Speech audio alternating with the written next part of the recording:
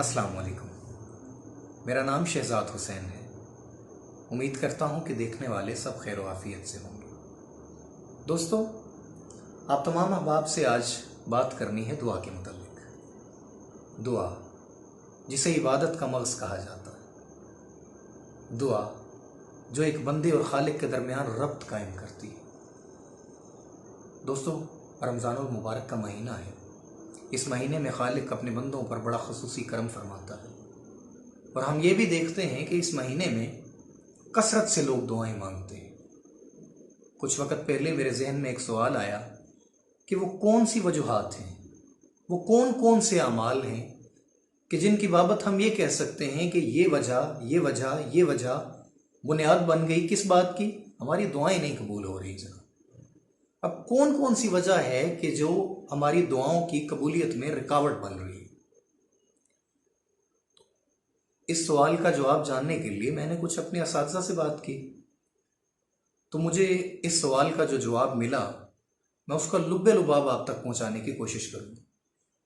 तो दोस्तों, अगर उन वजूहात पर एक फहरिस्त बनाई जाए तो सर फहरिस्त जो बात मुझे समझ आती है वो ये है कि हमने दुआ मांगने के तरीके में गलती क्या की, जो कि बुनियादी चीज़ है।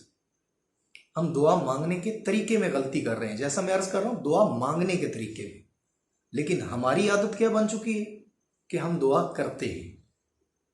वो दुआ जो एक बंदे को अपने खालिक से रब्त कायम करने में मदद करती थी, उस दुआ को हमने किस तरह अपना लिया है कि जब भी हम अपने मालिक से कुछ मांगते हैं तो हम वही रटे रटाए जुमले मांगते हैं। वही रटे रटाए जुमले होते हैं जो हम अदा कर रहे होते हैं, जबकि ऐसा होना नहीं चाहिए। अब होना कैसा चाहिए, मैं आपको मिसाल दे के समझाने की कोशिश करूंगा कि बच्चे जब देखते हैं हम कि बच्चे अपने वालिदैन से किसी चीज़ की डिमांड करते हैं, अपने बाबा से कुछ लेना होता है तो अपनी अम्मा जी के पास जाते हैं कि अम्मा जी मुझे ये चीज़ दिलवा दें। अम्मा जी बाबा से सिफारिश कर देना कि बाबा मुझे ये चीज़ दिलवा दें। अब हो सकता है अम्मा जी वो सिफारिश पहुंचाने के लिए राज़ी ना हो, तो हम क्या करते हैं, हम बड़ा मासूम सा चेहरा बना लेते हैं, हम बड़े बेचारे बन जाते हैं। अम्मा जी दिलवा देना, अम्मा जी सिफारिश कर देना, आपकी बात हो सकता है अब्बा जी मान लें। मुझे अब्बा जी से बड़ा डर लगता है, मुझे हया आती है अब्बा जी से, आप सिफारिश कर दें। तो जब हम बेचारे बनते हैं ना, तो वो अम्मा जी हमारी बात मान लेती हैं और वो अब्बा जी से सिफारिश कर देते हैं। अब्बा जी बुलाते हैं, पुत्र जी इधर आओ, हाँ ज़रा आपको ये चीज़ चाहिए? हाँ जी अब्बा जी मुझे ये चीज़ चाहिए।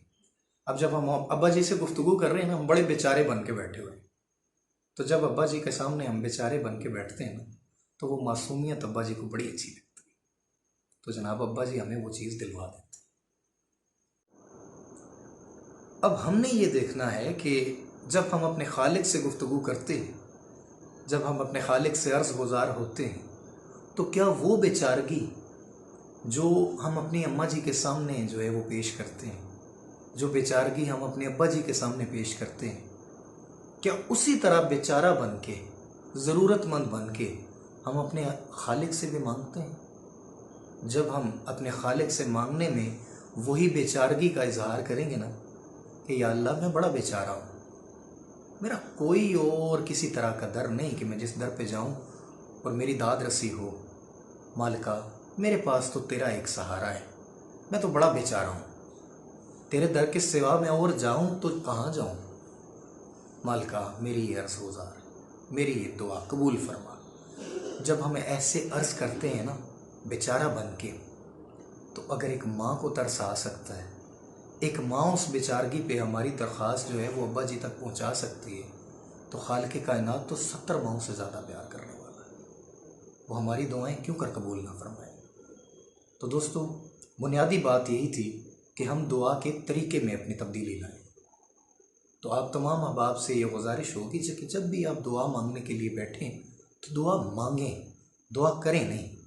जब आप दुआ मांगने बैठेंगे, जब वही बेचारगी का इजहार अपने खालिक से करेंगे, तो मुझे उम्मीद है कि मालिक कायनात ज़रूर रहम फरमाएगा।